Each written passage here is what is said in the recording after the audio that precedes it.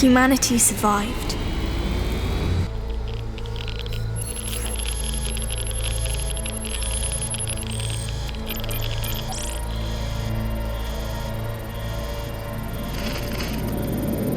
Our ancestors have destroyed the world, and we had to pay the price. With over 100 years without sunlight,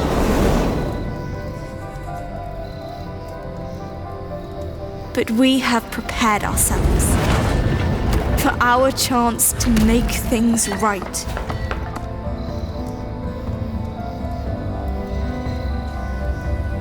They stole from us a life of happiness. Still, we will make the best of it.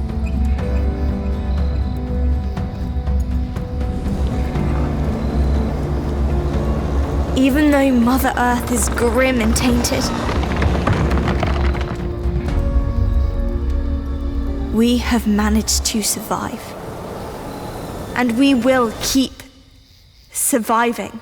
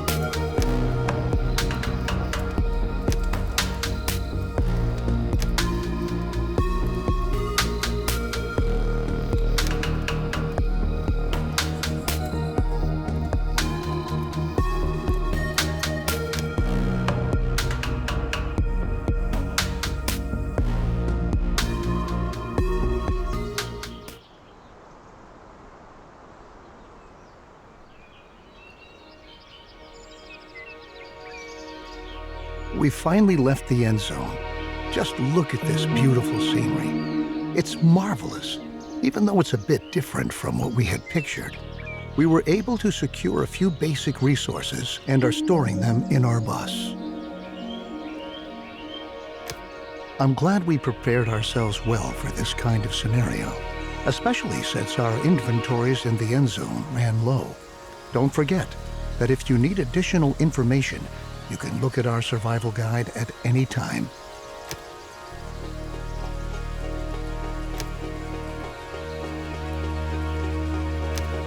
Well done. Everything you need to know should be right here. I think the time has come for us to at last build ourselves a new home here. Before we can construct buildings at all, we have to assign the profession builder to several settlers so that they can take care of construction contracts.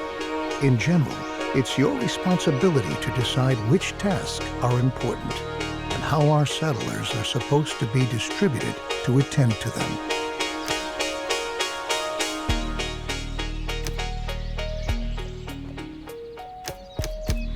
All right, your builders will be ready as soon as construction contracts have been issued. It's time to start focusing on our key and most basic need, water. The first thing we ought to do is to establish a working water supply. So we'll move on to our first construction contract. Place and build a jetty by a lake in the vicinity of your town center.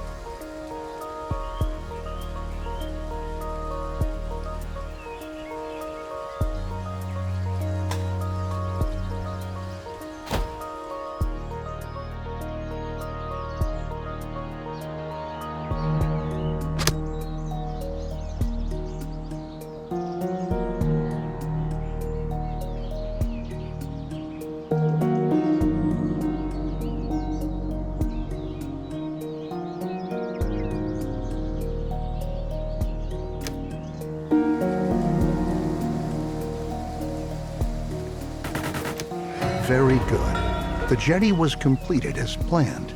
Now we have a place where we can collect water. There are other possibilities to gather water too, but the jetty is the simplest and most cost-effective method. We can obtain and store water from different sources, like a jetty, rain collector, or well in the cistern. The cistern should always be in close proximity to a water source, so that our water carriers don't have to walk too far.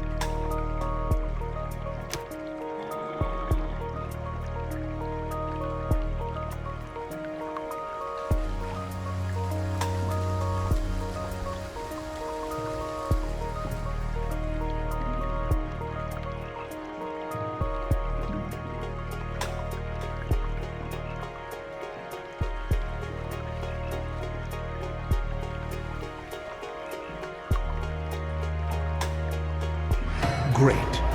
We have now installed a working water supply, and water is now transported from the jetty to our cistern.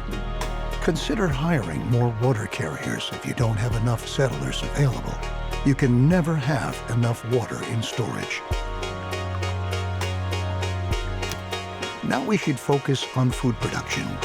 It's important to ensure the supply right from the start.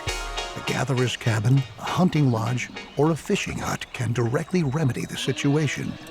I suggest starting with a fishing hut, since we're already located near a lake.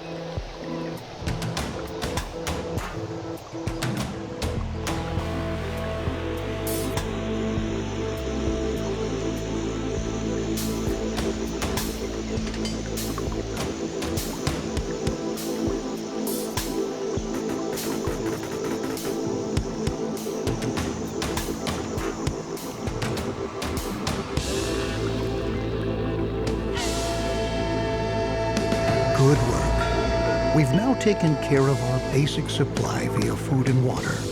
Make sure that you have enough food and water on hand at all times, especially if you want to upgrade your settlement. A population that grows too fast can quickly unbalance your food and water supply, bringing major difficulties for you if you don't watch out. Crops are another excellent way of getting food, because they constantly grow as long as the soil is moist enough. Each seed has different yields and growing times. This means that it could take some time until your field is ready to be harvested, in contrast to your fishing hut, where production can be right away.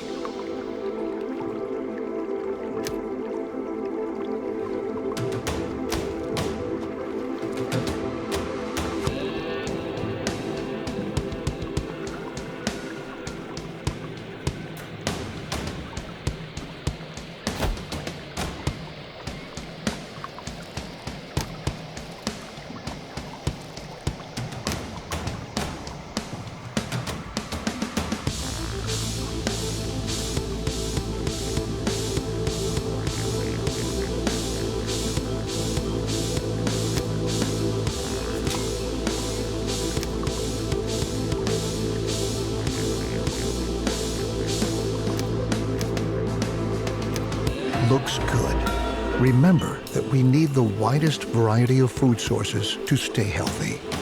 You should also plan ahead for drought periods that might come when it's not going to rain. Stock up on food and adapt your production to avoid bottlenecks. I'll show you a few more strategies later on.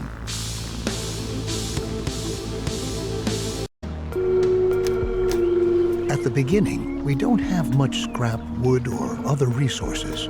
We could build a production building, but to obtain resources as fast as possible, it's best that we start gathering right away. Assign a Gather All Resources task.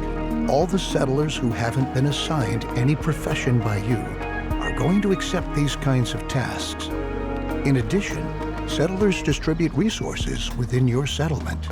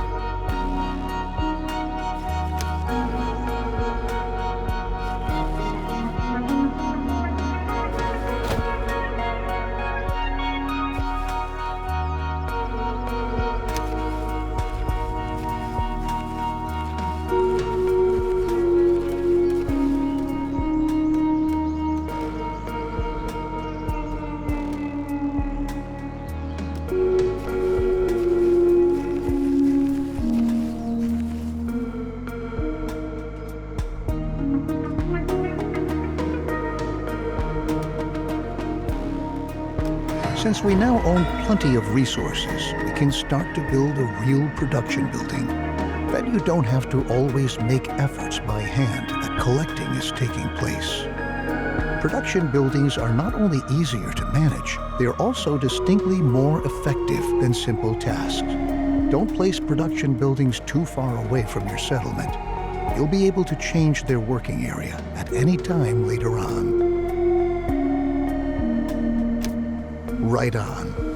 The best thing for us to do now is to build a forester's lodge to automate our supply of wood and make it more effective at the same time. Foresters are not only able to chop down trees, they reforest areas with trees as well.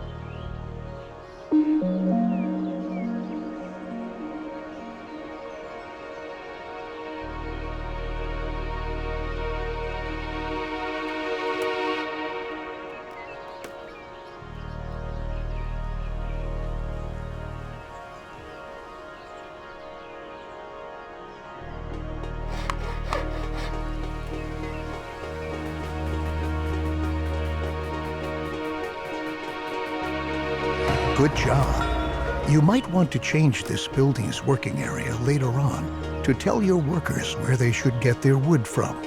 And for your information, if you want, you can also tell your forester's lodge that they only ought to attend to reforesting an area in order to create a lush, green forest which generations to come can use. Very good. Now we ought to take care of collecting scrap. Scrap is one of the most valuable resources because the quantities present are limited, and we can recover other resources from scrap. Unlike the task we just had, the scrap yard allows larger quantities of existing scrap to be dismantled than with ruins or wrecks.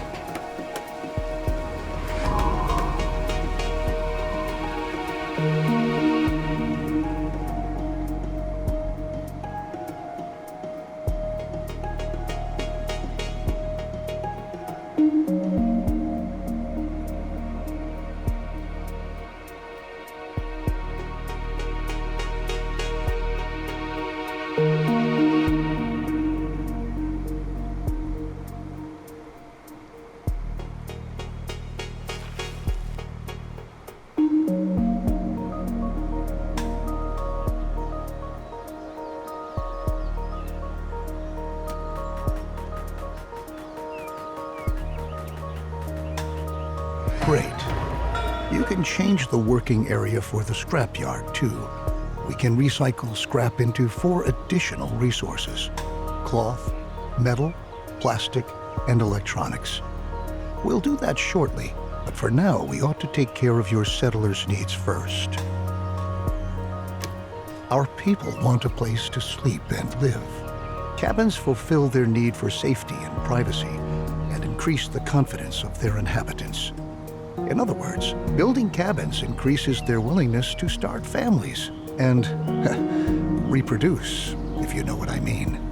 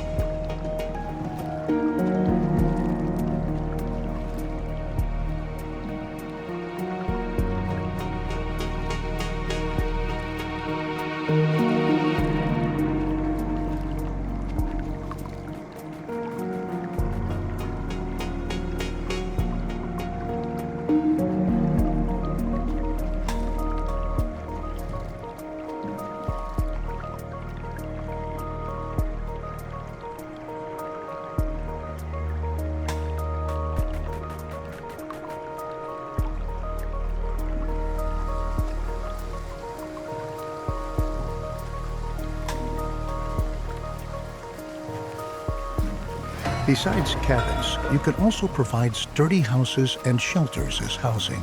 Sturdy houses withstand sandstorms better and have an increased storage capacity to boot. Children living in houses gradually fill up the house's stockpiles. Settlers do not reproduce in a shelter because they lack privacy.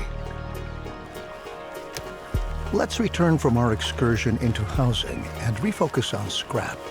With the help of a recycler or refinery, scrap can be sorted into 4 different resources. A recycler always takes scrap apart, 1 resource at a time, while a refinery automatically produces all 4 resources. To start off, you should build a recycler and produce cloth.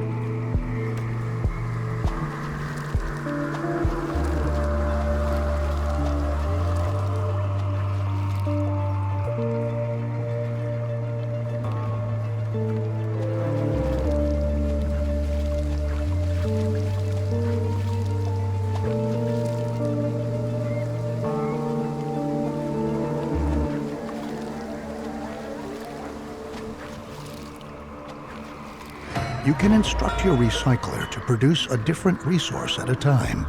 It's important that you focus on the resources you really need, at least in the beginning.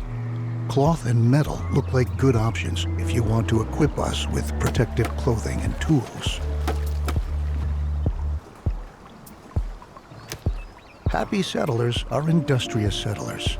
That's why we ought to look after our people and protect them against the surroundings and dangers, like radiation. So let's start by transforming our newly recovered cloth into protective clothing. A tailor will be able to help us with that.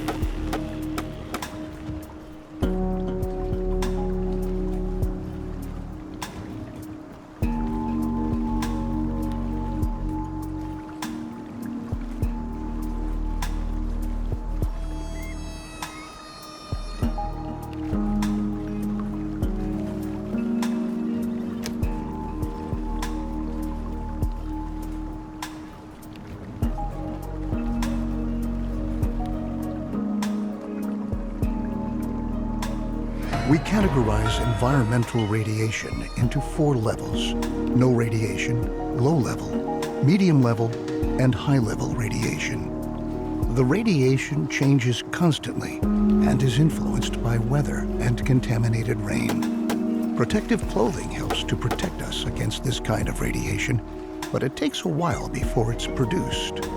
And production relies on a steady flow of incoming resources.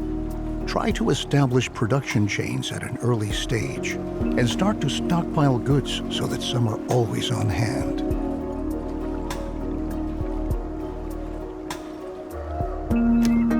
The tools we brought along from the Endzone are slowly but surely running out.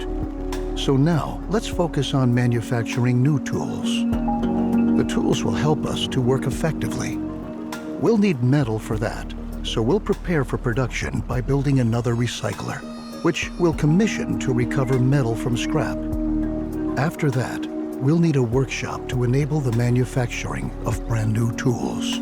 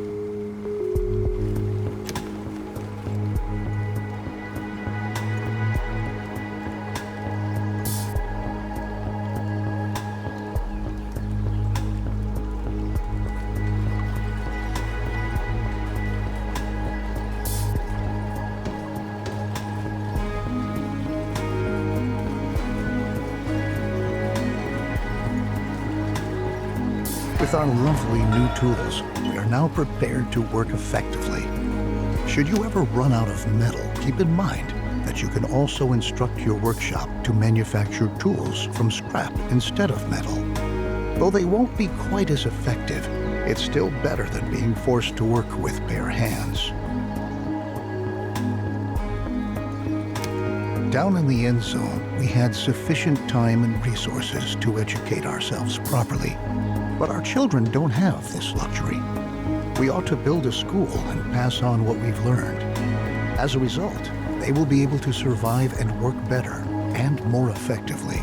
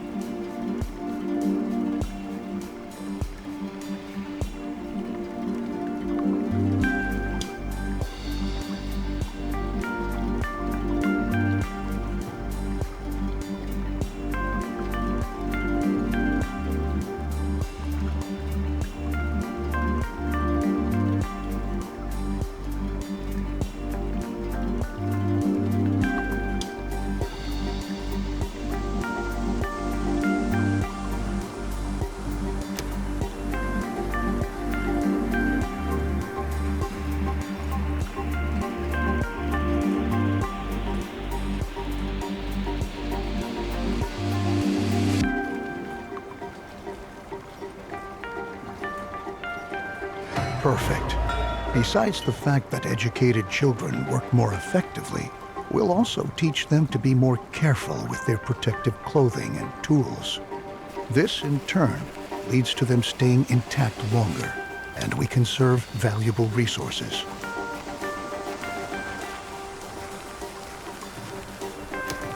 Now that our population is starting to grow, we ought to again turn our attention to the topic of food production. We are already accumulating fish and tilling our fields. A gatherer's cabin will now enable us to gather mushrooms and berries from the forest nearby.